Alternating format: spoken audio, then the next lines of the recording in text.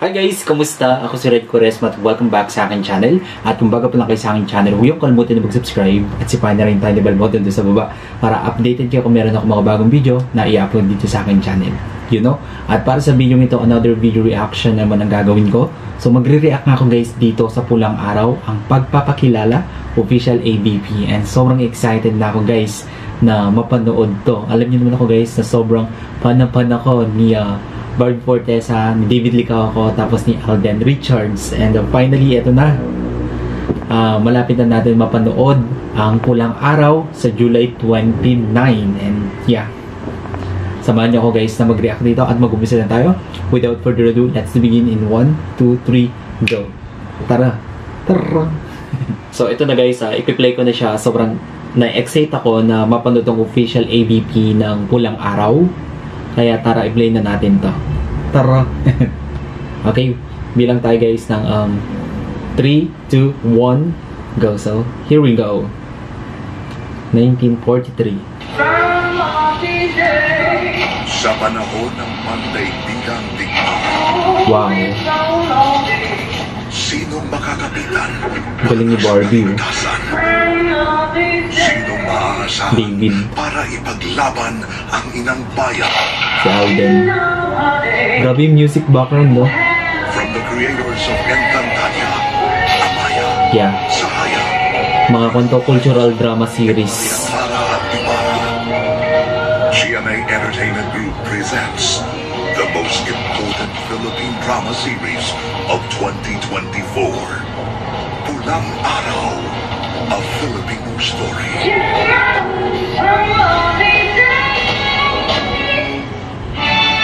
Ang ganda ng color grading, no? Muna ulit ang magkakaibigan. Oh. Ang kwento ng pag-ibig, pagkakaibigan, お前相変わらずやかましくて本当何年も超えてないなでも Oh my God. 綺麗になったな Anong sinabi mo? malaki ang ipinagbago mo hindi ka nakagandahan nun Ang cute. bumalik sa pag-aaral nahihintay mo ba ako? Hintay kita. Kahit na ano pa mangyari. Oh my God guys, ang ganda ng color grading niya, no? Tapos yung quality ng video, sobrang ganda. Para akong nanumbalik, para akong nakapunta sa sinaunang panahon. Gusto ng iyong aba, ng iyong ina, Teresita, na ipakasal kayo sa isa't isa. Oh. Kung ano ko, Huwag kang mapakasal kay Hiroshi. paano tayo magiging masaya? Kung masasaktan ko lamang ang aking mga magulang, Eduardo. 本当に愛してるよアデリナ Hiroshi? Adelina? Oh my Ano God. to? at ang matinding pagdadaanan ng apat na magkakabata sa panahon ng World War II. Japan has initiated an unprovoked attack on the United States. Reports indicate that numerous aircraft suspected to have been launched from aircraft carriers have conducted a bombardment on Pearl Harbor Naval Base located on the island of Oahu, Hawaii. All residents in the Asia-Pacific region are strongly advised to take the necessary precautions. lumayo na kayo pumunta kayo ng probinsya kahit saan basta malayo dito sa Minihan yun lang ang paraan upang magiligtas kayo Saka nga po, hindi ba? mga hayop kayo binoon ba niyo yung Pearl Harbor na walang kalaban-laban wala Oh. akong kalaban dun Oh my God guys, wait nga. Ang ganda ng kwan. Ang ganda ng effects. Ang ganda ng pagkakashot. Yung cinematography niya. Grabe, it's giving me goosebumps. Sobrang na-amaze ako. Huwag kayong padalos-dalos, kilala ko ang Hapones na ito. Huwag mo yung pinagtatanggol pangarap na ito. Oh. Napakalayo ng Hawaii sa ating bayan. Bakit kailangan yung idamay yung mga inosente at nananahimik na mga Hapones dito? Tuluyan na rin bang nawala ang inyong awa sa inyong mga kapwa-tao? Oh my God. Napakagaling ni Alden Richard, no? Magbato ng kanyang linya. Sobrang, kwan guys, napaka-natural. Yung emotion andon, nararamdaman natin. Ina Barbie Fortesa bilang Adelina de la Cruz, ang nakababatang kapatid ni Eduardo. Nagkaiwalay sila nang pumanaw ang kanilang ina. Galit sa pang-aabuso Kasi ng mga mo, grabe Amerikano, yung kanya, no? kaya sa Cinematography. simula ay tanggap niya ang pagdating ng mga Hapones. Isa pa'y masyadong magagalang ang mga Hapon. Hindi ba? namang yan ay yuyukod pa sila sa kanilang kalaban. Sabay alok na uminom ng tsaa o kumain na lang ng sushi kaysa makipaglaban. Huwag niya sana akong layuan ni Edward. Grabe yung filming location. Naman hindi kita kayang layuan, ate. Sanya Lopez. Ganun Sanya, no? Teresita Boroneo. Ang half-sister ni Adelina na pangarap maging bituin ng Modabin. Nais ko lamang sundin ang nais ng aking puso. At tinatawag kami ng entablado ni Adelina. At hindi namin maaaring tindihan yun. At hindi ko rin papayagan na sirain mo ang maganda mong kinabukasan. Pero bubuo ang galing. sa pagdating ng mga mananako at biglang nagkagyera. David Licauco bilang Hiroshi Tanaka, ang anak ng isang Japanese immigrant na magiging kaibigan ni na Eduardo, Adelina at Teresita, pauuwiin para mag-aral sa Japan at mapipilitan magsilbi sa kanyang bayan dahil sa isang hindi inaasahang pangyayari. Wait lang guys. Wow, grabe to. Aabangan na naman natin to guys. Isa na namang napakagandang historical drama series ang mapuproduce ng GMA7. Mark my word guys na kung to guys, magte-trend na naman to. Lagi na naman to pag-uusapan sa lahat ng social media platforms. Akira, Oh, galing David, no? Sounds like talaga guys, para siyang pure Alden Japanese. Richards bilang Eduardo de la Cruz, isang Filipino-American na galit sa dayuhang ama dahil sa pagmamaltrato sa kanyang ina. Pilyo nung ito ay bata pa, pero lalaking mabait, matapang, at may pagkalinga sa kapwa. Napakahirap talaga maging isang maralita. Ang galing, ang ganda ng shots, mga shots, Ipangako mo sa akin, yung mga scenes. nagagawa ka ng iyong sariling pangalan at kayamanan. Nang sa gayoy, walang makakapangapi sa'yo. Naintindihan mo? Ngayon pa lang ako nagsisimulang mangarap. Hindi ako papanig sa mga Amerikano o sa mga Hapon. Ayoko ng digmaan. Ayoko ng kahit anong makakasira sa buhay naming magkapatid. Siya na ba ang kikilalaning bayani na lulubig sa mga banyagang mananakot?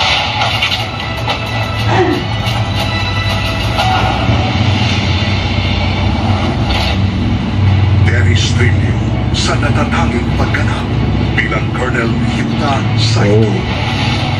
Ang mabagsik na Japanese Imperial Army officer na may misyong sakupin ang bayan. Shugo! Bulaha! Sabihin mo sa Kristiyan mo, iniwatas. Mapagbabago ba ng pag-ibig para sa isang Pilipina? Ang hangarin niya, kasama rin ang mga batikang artista at kapuso stars. Angelo De Leon, Palibhasa kasi, isa kang mangmang. Walang pinag-aralan. Higit pa na mababa ka sa dura ng mga walang kwentang tao.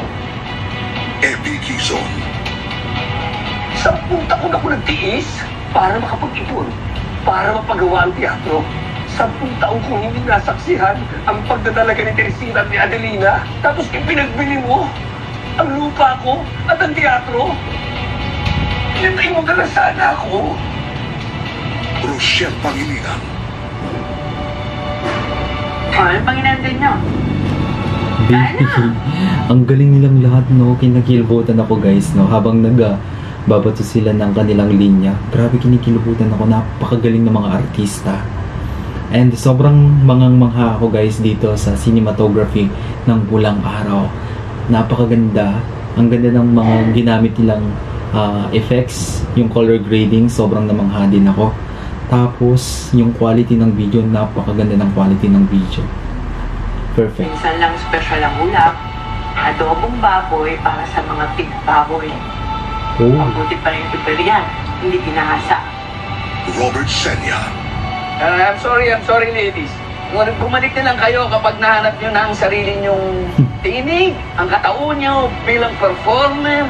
Nang sa ganun maging karapat dapat kayo maging anak ng isang napakahusay nyong ama. Neil Ryan Sese, Ito yung bahay na sinasabi ko. Nariyan sa loob yung mag-asawang Hapon. Natitiyak ko, malaki mapapala natin dito. Ashley Ortega, Hindi ako kalapating mababa ang lupa. Isa akong madre. Oh my God. Madre yung binaboy nyo!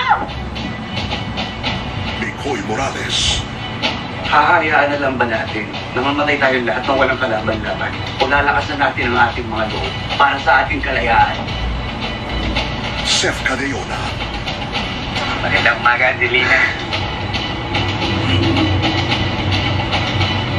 J. Arcilia. Okay. Sumusunod lamang ako sa utos na arestuin ng lahat ng mga Hapones sa buong Maynila at ikulong.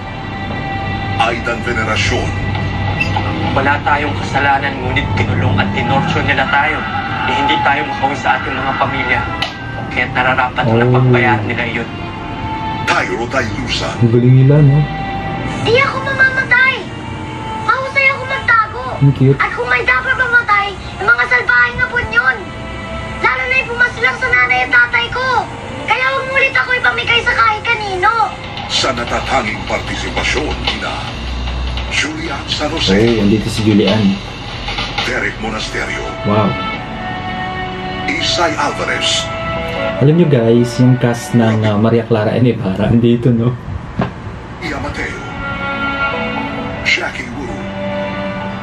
Maria Ozawa. Oh, Billy Ray Japanese. Gallo. At Rian Ramos. Wow. Grabe. Tignan nyo naman guys. Wow.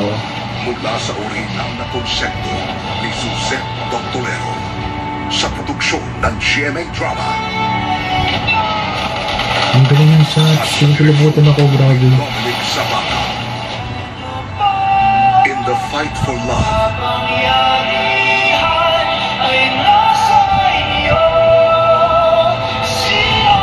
Family and country.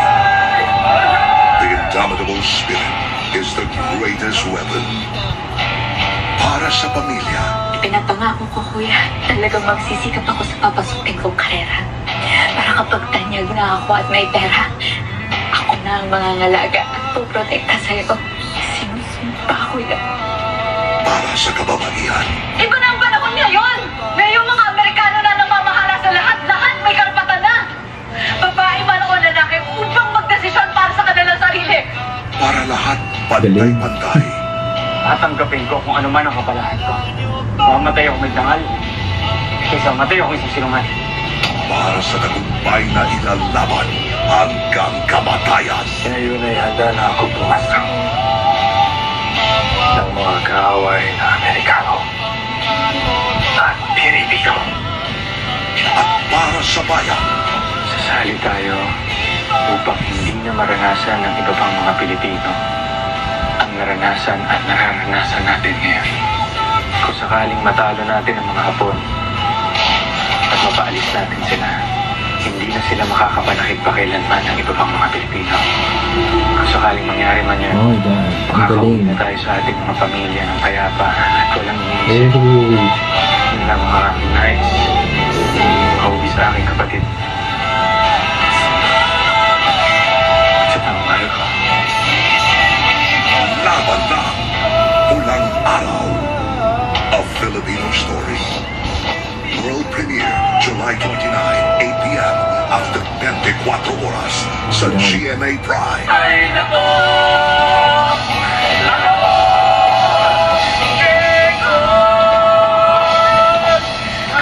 Oh my God. Guys, wait. I'm so speechless. Sobrang speechless ako. Oh my God, napakaganda.